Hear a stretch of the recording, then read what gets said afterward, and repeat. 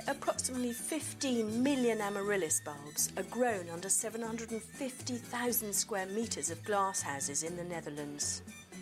Around 6 million are produced as dry bulbs, and the remaining 9 million are produced for the cut flower growers. By carefully controlling the temperature, the bulbs are manipulated to produce flowers in time for the Christmas season. Each cycle or crop of flowers takes around 7 to 8 months to grow and develop, and so the programming of the bulbs for the Christmas market is a very precise matter.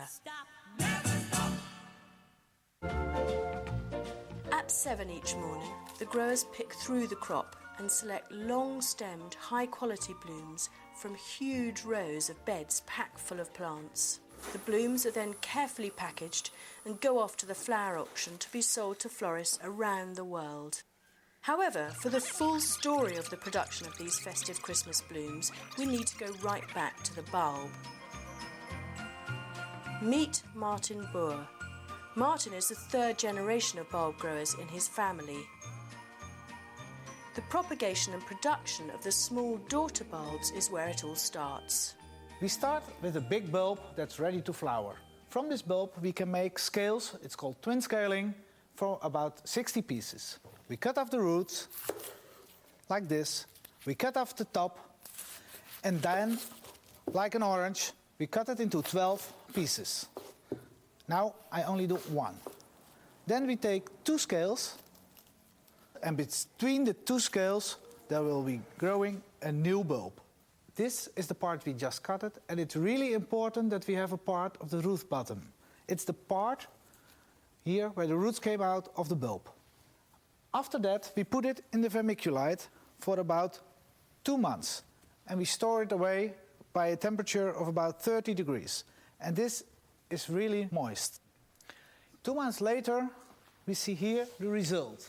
This is done today, this one 2 weeks ago, 4 weeks ago, 8 weeks ago, 12 weeks old, maybe 2 months, and here when it's 3 months old.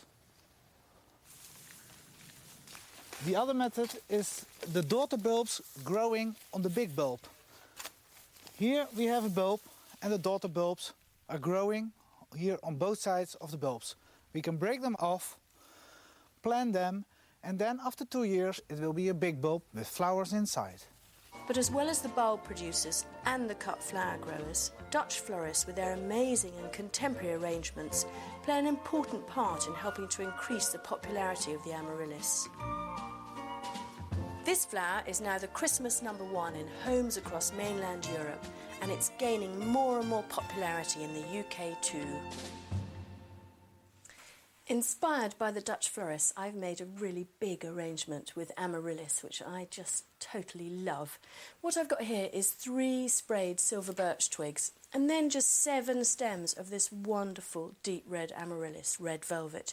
And then I've got colour-coordinated Christmas decorations, which are supported on the silver birch, so they're completely safe and they look fine. I think they look a bit odd on the thick stems of the amaryllis, but on the sort of skeletal stems of the silver birch, they look wonderful. If you're going to use amaryllis as a cut flower, there are a couple of things worth knowing about to make them last as long as possible. The first is try and lay them when you're arranging with them over the edge of the table, because if you lay them flat, the flowers bruise so easily.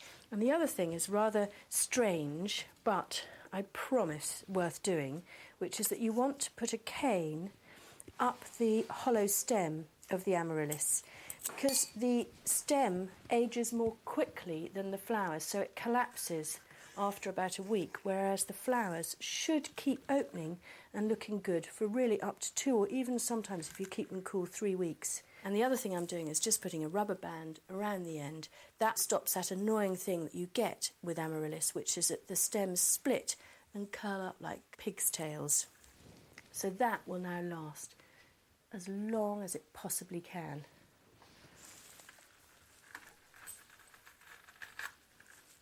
I'm also going to make a really abundant and opulent table centre for our Christmas feast, and I'm going to use mainly gourds, pumpkins and squash.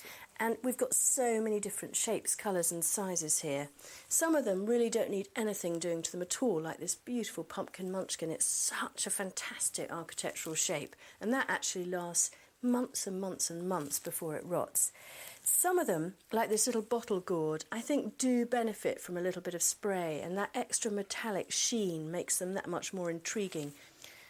So the final thing that I'm going to do is to wire these beautiful roses onto napkin rings. They're bog standard napkin rings, and I've just wired the rose, attached it to the metal hoop, and then wound round this beautiful gold ribbon.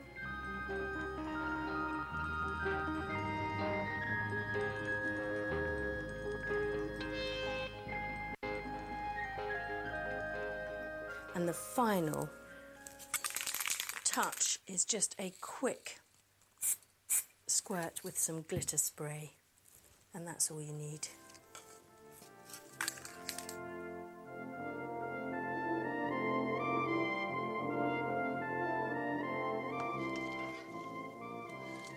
I'm just gathering a few chilies, which are still going fairly strong, even now in midwinter.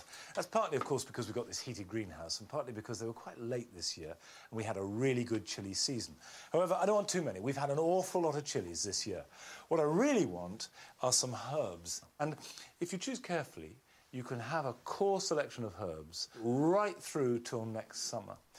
Now, my favourite herb, I think, in the winter is parsley. There are two types. You can either grow what I call butcher's parsley. You usually used to see that as a garnish on the side of your plate. It's perfectly good to eat, but it's not nearly as good as the flat leaf kind. And this is very available now and just as easy to grow by seed. And really, if you want to have a good supply, there are two things to do.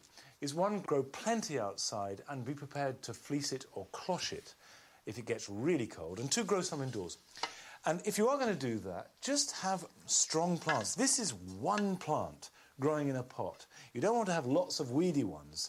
Have a really strong plant that will give you lots of growth, and then you can keep cutting it right through till next spring.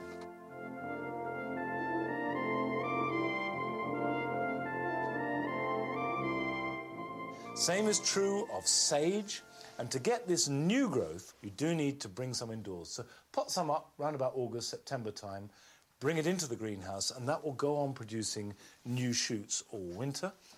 Finally, some bay.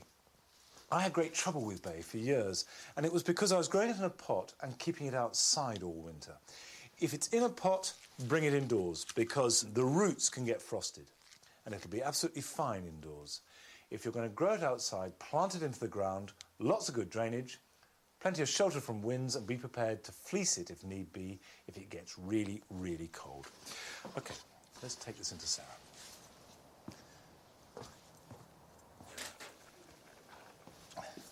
How are you doing? Brussels are done. Good. Well, I've got some herbs and a few chilies to spice things up. Fantastic. What can I do to help? Will you wash the celery for me, and I'll finish the leeks? Celery's not too bad, I think. I was worried that we were not going to have any celery because it's had such a tough summer. And it hasn't so dry. So dry, and then it got all sorts of problems because it was stressed. But they'll be nice. There won't be a lot, but it'll be really nice. So we've got celery, we've got the salsify, we've got leeks, we've got lots of different carrots, we've got Brussels, kale. Yeah. Fantastic. Good. OK, more than enough.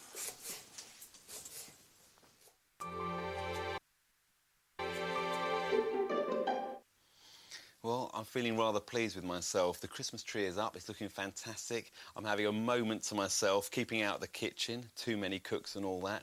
But on to the last part of the Christmas tree story. When did we start growing them as a crop?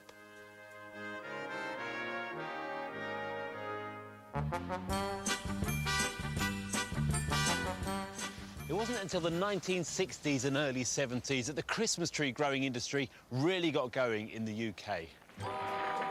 The first trees were planted as a crop, mainly in parts of Wales, Scotland and southern England.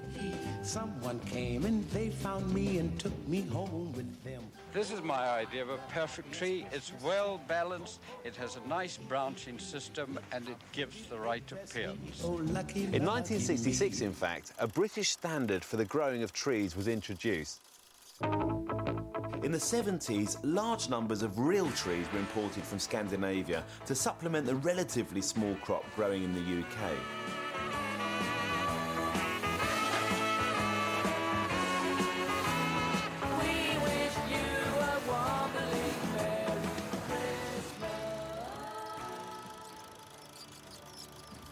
But by the time we get to the 1980s, over in America, the traditional real Victorian tree had become popular once more. And it wasn't long before the trend hopped across the Atlantic to the UK. By the late 80s and early 90s, the number of real trees sold and planted each year has started to steadily increase. So, what's the future for the Christmas tree? Well, the huge improvement in the quality of artificial trees has rather left the real trees out in the cold.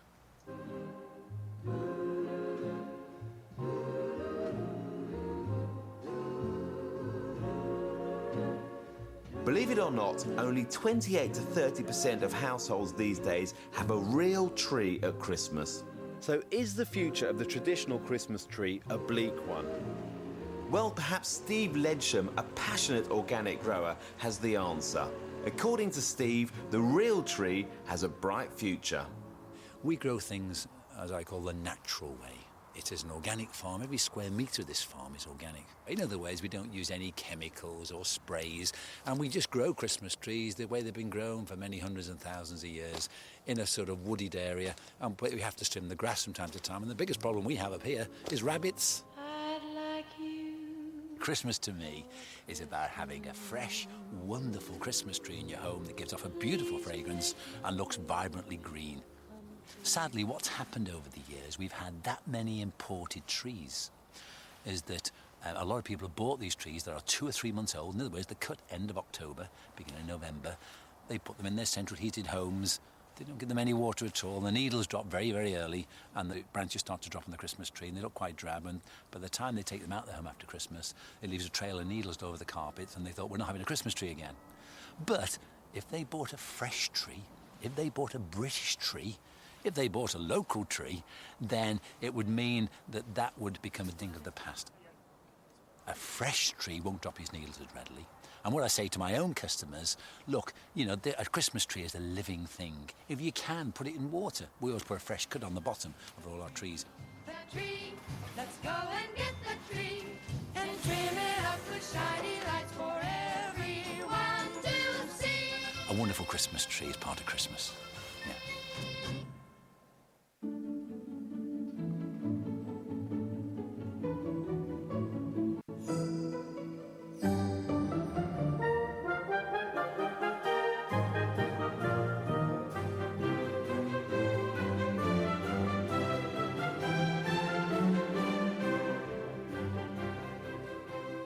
I think there is a sort of special pleasure of knowing you've grown all this extraordinary range of vegetables.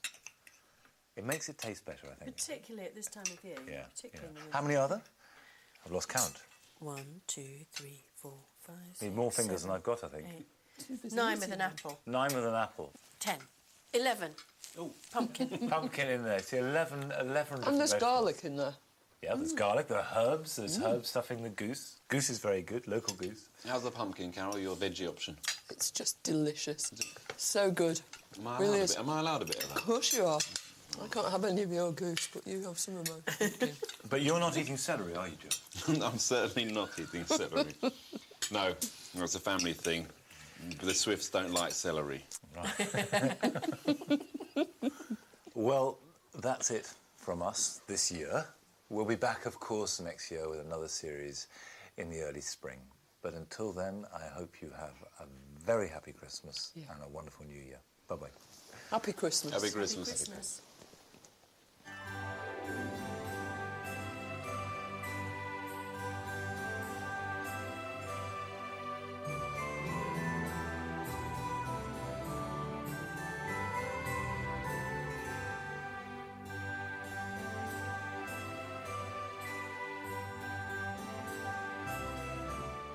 It's the epitome of Christmas. And I can't remember what the bloody hell I'm doing first of all. The German evangelist Martin Luther.